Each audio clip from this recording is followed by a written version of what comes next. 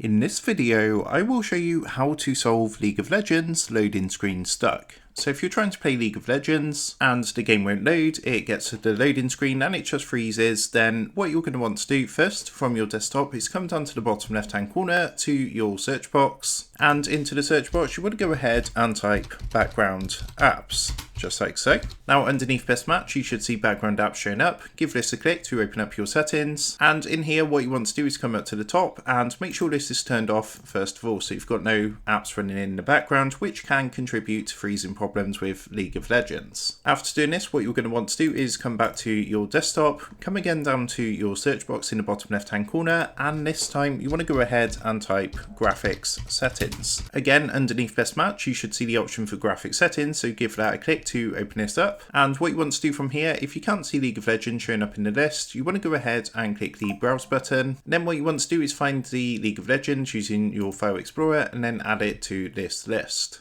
Now you also want to add the Riot client, but basically once you've added those two things, you want to click onto each one, click onto options, and make sure this is set to high performance. And once you've done that, click save. So you want to repeat this for Riot client and League of Legends. Once that's done, you should now be able to play League of Legends without it being stuck on the loading screen. So that is how to solve League of Legends loading screen stuck. With that being said, I hope this quick tutorial did help you out today, and if this did help you out, I would really appreciate it if you was to consider dropping down below the video, leaving a like, and also subscribing to the channel. With that being said, I just want to take a minute to thank you guys for watching this quick tutorial, and I will see you in the next video.